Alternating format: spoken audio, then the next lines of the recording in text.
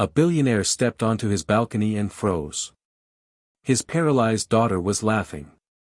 For a year, Sophie hadn't smiled, hadn't moved, hadn't shown even a flicker of the child she used to be. Not after the accident. But the miracle he'd begged for didn't come from medicine or money. It came from a hungry, barefoot boy dancing in the grass. A boy who had slipped through his gate with nothing to offer. Except joy.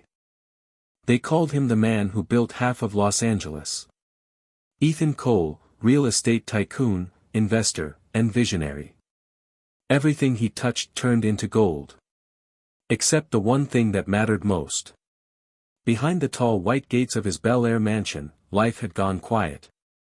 The house that once echoed with laughter now lived on whispers and memories. In the garden, sunlight spilled across polished marble and manicured roses, but it touched no joy. His daughter, Sophie, sat by the fountain in her wheelchair. 9 years old. A face once full of energy and laughter now still, blank, and distant. A year ago, she was the heartbeat of this house, the little girl who turned hallways into racetracks and laughter into music. Then came the accident. A rainy night, a sharp turn, and a crash that took his wife, and took from Sophie the ability to walk. Ethan survived with nothing but guilt and the echo of her screams. And since that night, Sophie had stopped laughing. At first, he tried to fight it the only way he knew, with money. He flew her to the best hospitals in New York, the finest rehab centers in Switzerland. He hired therapists, specialists, even neurologists who promised miracles. But each time hope rose, it fell again. The diagnosis was clear, the injury was permanent. Sophie's body healed, but her spirit didn't. She spoke less, smiled less, and after a while, not at all. Her only routine now was to sit by the window, staring at the garden her mother had once tended. Sometimes, the housekeeper, Maria, would roll her out to feel the afternoon sun. But even then, Sophie's eyes stayed fixed on the same empty space, as though she was waiting for something no one could give. Inside, Ethan kept himself buried in work, conference calls, contracts, blueprints. He told himself he was busy rebuilding the empire his grief had almost destroyed. But deep down, he knew the truth. He was hiding. From the silence. From the memory of laughter that no longer filled these walls. At night, he'd stand at the balcony, watching the city lights flicker far below. Millions of people, each with their own noise, their own lives. And he'd wonder how someone who owned so much could feel so hollow. He would have given every dollar he ever made, every building, every deal, every ounce of power, just to hear his daughter laugh again. But the house stayed quiet. Until one hot afternoon. When a barefoot boy wandered past the gates. And everything began to change. Across town, where palm trees lined cracked sidewalks and the ocean breeze smelled faintly of salt and gasoline, an 11-year-old boy named Jaden Brooks danced for strangers. He had no home, no parents anyone knew of, no bed except the boardwalk benches along Venice Beach. By day, he collected bottles from trash cans and sold them for a few coins. By evening, when the sky turned orange and the tourists gathered, he cleared a small patch of pavement and danced. He danced barefoot, always barefoot, because his shoes had long fallen apart, and because the feel of the ground reminded him he was still here. His movements weren't perfect, they were wild, improvised, funny even, part street show, part heartbeat. He'd spin, stumble, recover, and bow with a grin that made people drop change into his cup. When someone asked once, "Why do you dance?" Jaden had smiled and said, "Because when I move, I forget I'm hungry." The truth was simpler than that. He danced because stillness hurt. In stillness, he remembered his mother's face, the night she didn't wake up, and the long, endless morning that followed. So he danced to keep the sadness from catching him, and somehow, it worked. One afternoon, wandering through an upscale neighborhood looking for recyclables, Jaden found himself standing in front of a mansion perched high on the hill. He had seen big houses before, but never one that quiet. No laughter, no voices, no music. Just the low hum of sprinklers and the whir of cameras hidden in the hedges. Through the ornate iron gate, he saw her. A girl about his age, sitting alone in a wheelchair, her eyes fixed on nothing in particular. The way she stared at the world, it was a look he knew well. The look of someone who had forgotten what joy felt like. Something stirred inside him. He didn't think, he just moved. He slipped through a narrow gap between the hedge and the wall. His small frame fitting easily where no adult ever could. The garden smelled like roses and rain. The girl turned her head, startled. Jaden froze. For a moment, they simply looked at each other, two kids from opposite worlds. Each carrying a silence too heavy for their age. Then, softly, he began to dance. Not a practice dance or a performance for tips. Just pure, ridiculous joy. He swung his arms like a scarecrow, crossed his eyes, stumbled on purpose. Pretended to slip on the grass and caught himself dramatically. At first, the girl only blinked. Then, a tiny sound escaped her, half a giggle, half surprise. Jaden kept going, spinning, hopping, turning the quiet garden into a stage. The giggle grew louder, brighter, until finally, it became what it was always meant to be, laughter. For the first time in months, Sophie Cole laughed. A real, unguarded laugh that spilled through the windows and down the marble halls. Finding her father where he worked upstairs. And with that one sound, a billionaire stopped typing. A mansion held its breath. And a barefoot boy unknowingly changed 3 lives forever. Ethan Cole froze mid-sentence during a call with investors. At first, he thought he'd imagined it, that bright, bubbling sound drifting through the open balcony doors. But then he heard it again. Laughter. His daughter's laughter. He rose so fast his chair toppled. For months, this house had known only silence and sighs. Now, the air trembled with a sound he thought he'd never hear again.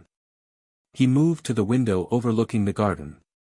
And there she was, Sophie, her face alive, her eyes lit with something he hadn't seen in a year, joy.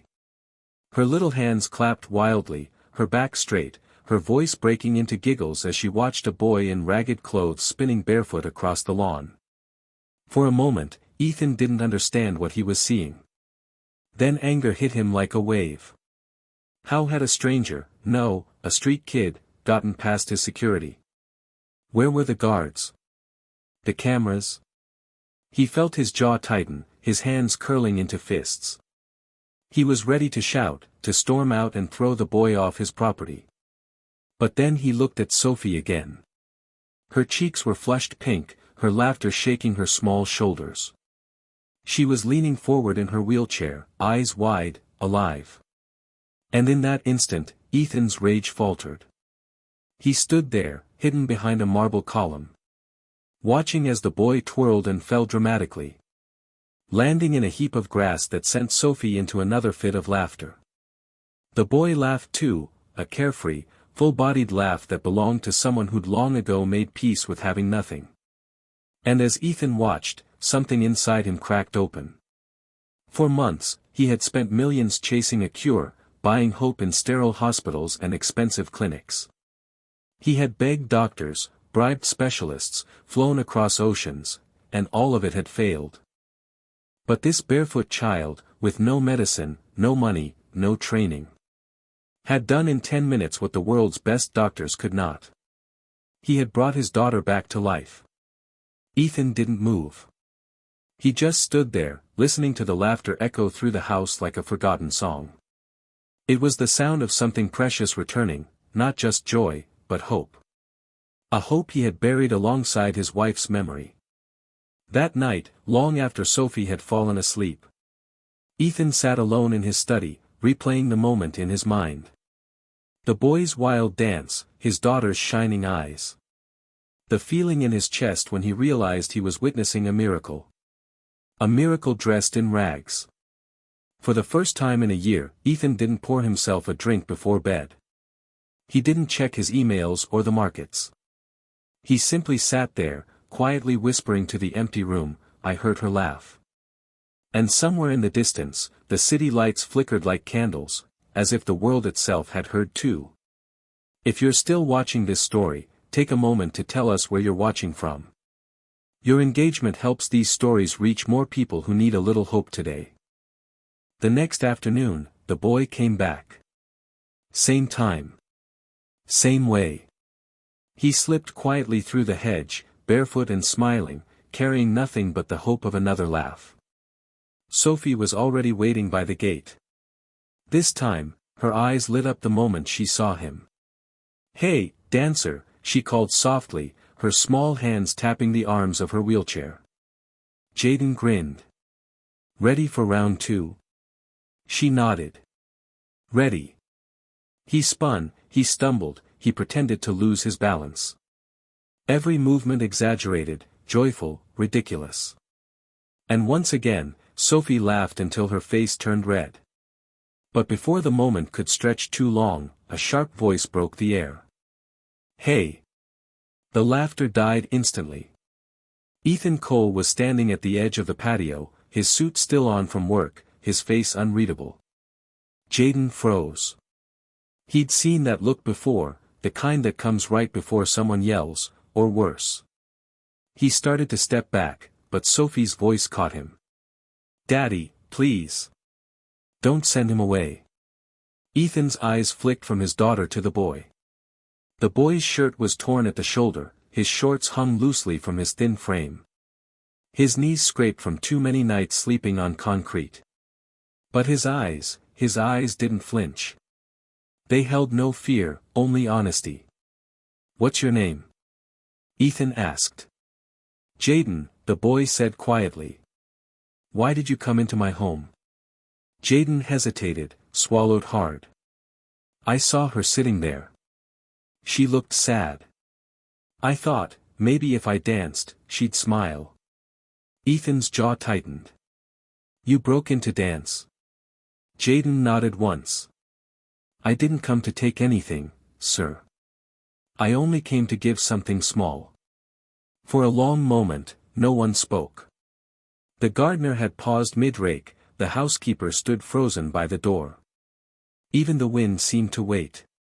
Then Sophie whispered. "He makes me happy, Daddy." Ethan looked at her, really looked at her.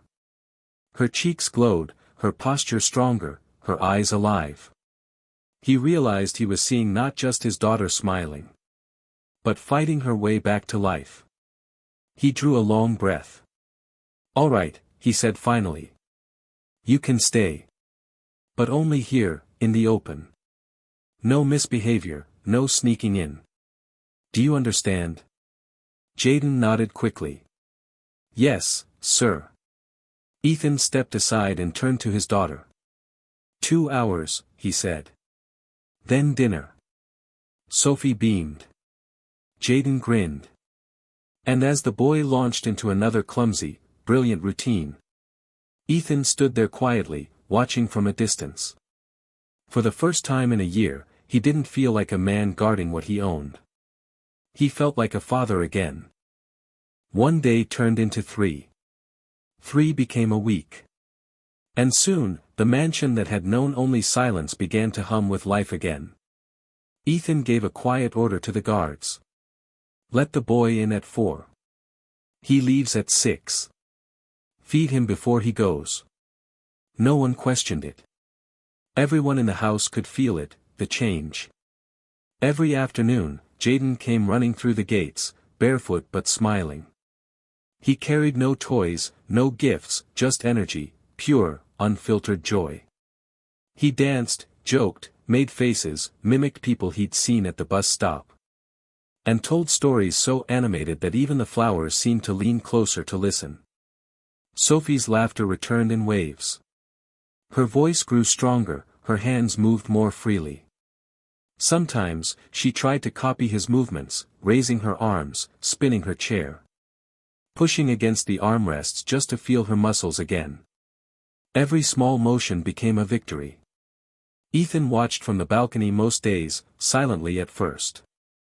He didn't interrupt, didn't try to control the moment. He just observed, his daughter's joy, her awakening, her spark. And every time she laughed, something inside him healed a little too. The change was unmistakable. Sophie began speaking more. At dinner, she told stories again. "Daddy, did you see when he pretended to be a police siren? Daddy, today he fell on purpose, it was hilarious." Her cheeks glowed when she spoke of Jaden. Her words were filled with light again. Even the doctor noticed. During her next appointment, he frowned at the test results, then smiled. "Her engagement is back," he said, tapping his notes. "This kind of motivation, it can awaken parts of the body medicine can't reach. Whatever you're doing, keep doing it." That night, Ethan stood alone in the garden, staring at the space where Jaden danced every day. He thought about the millions he had spent, the countries he had traveled to, the experts he had begged. And yet, it was a homeless child, a boy with nothing, who had given his daughter what all that wealth could not, hope.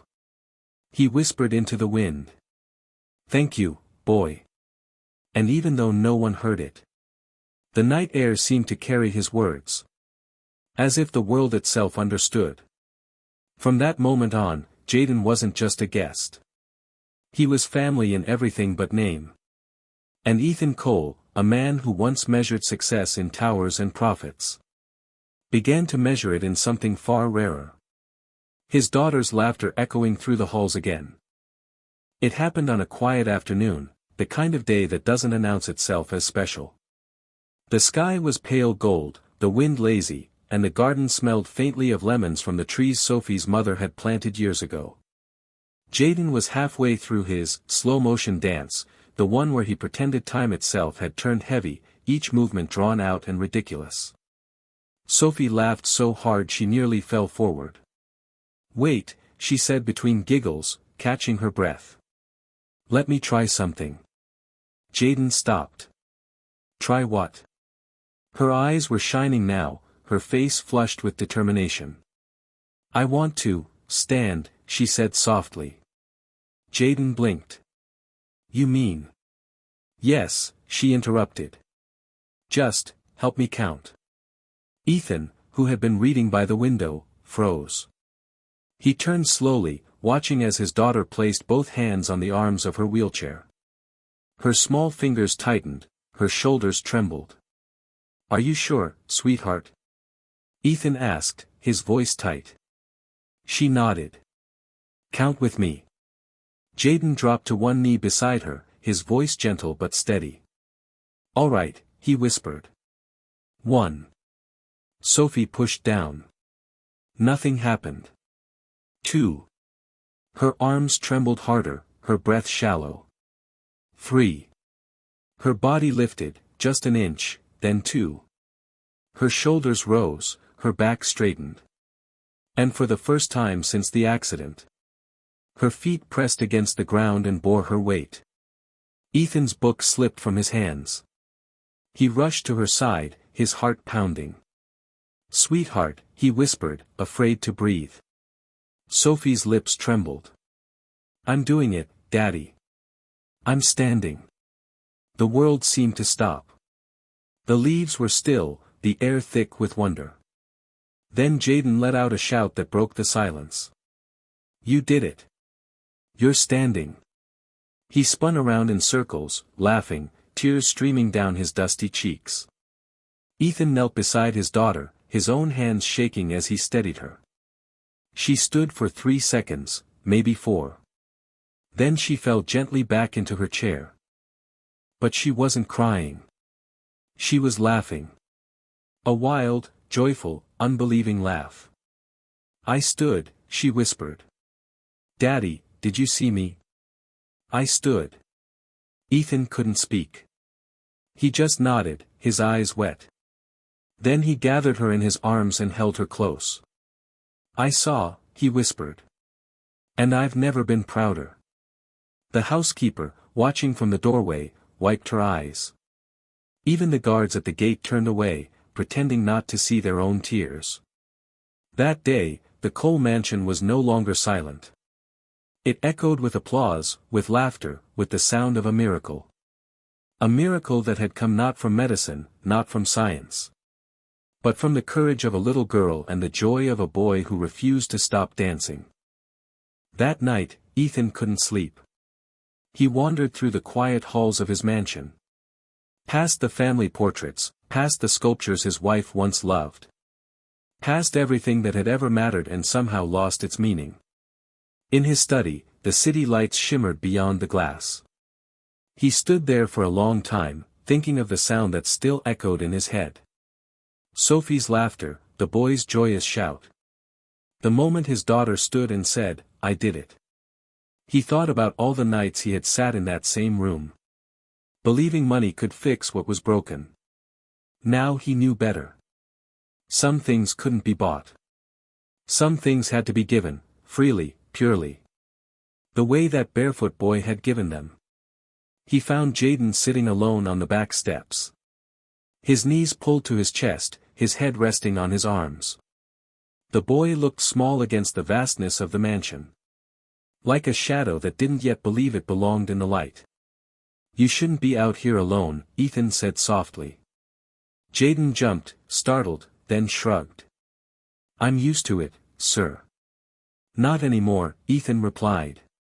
He sat beside him, the cold marble pressing through his shirt sleeve. For a while, neither spoke. Then Ethan said quietly, "You know, you've done something no doctor, no therapist, no miracle worker could do. You brought my daughter back to life." Jaden looked down. "She brought me back too," he whispered. Ethan turned toward him. "What do you mean?" Jaden hesitated, then said, "When you're on the streets, people stop seeing you. You become part of the noise, part of the trash, like you don't exist." But when she laughed, I felt seen again. Ethan's throat tightened. He nodded slowly, the weight of the boy's words settling in his chest. Then, gently but firmly, he said, "Jaden, from today, you'll never have to wonder where you belong. You'll eat 3 meals a day, you'll go to school, you'll have your own bed, and you'll never sleep on the street again." The boy's head jerked up, eyes wide. "Sir." Ethan smiled faintly. "You're part of this family now." For a moment, Jaden didn't move. Then his lips trembled, and tears welled in his eyes. "Thank you," he whispered, voice cracking. Ethan placed a hand on his shoulder. "Don't thank me. You gave my daughter hope. And anyone who gives hope doesn't just deserve a home, they deserve love." That night, for the first time in years, Ethan Cole felt peace. The house that had been a monument to success finally felt like what it should have been all along. A home. And Jaden, the barefoot boy from the streets, lay in a warm bed for the first time in his life. Wrapped in sheets softer than anything he'd ever known. Whispering into the dark, "Thank you, God, for letting me dance." Word spread quickly. A billionaire had taken in a homeless boy from the streets of Los Angeles. To some, it was madness. To others, a miracle. Reporters swarmed the gates, headlines flashed across the news. "Real estate mogul adopts street dancer. The boy who brought a miracle." Some of Ethan's business partners pulled him aside. "Ethan, this could hurt your reputation," they warned. "A kid from the streets living in your mansion. What if he steals? What if people talk?" But Ethan just smiled. "Let them talk," he said quietly. "My daughter is standing again. My daughter is smiling again. That's the only reputation I care about." Inside the mansion, life had changed completely. The walls that once echoed with silence now pulsed with laughter and song. Sophie called out for Jaden every morning. "Come on, dance coach," she'd shout, clapping her hands.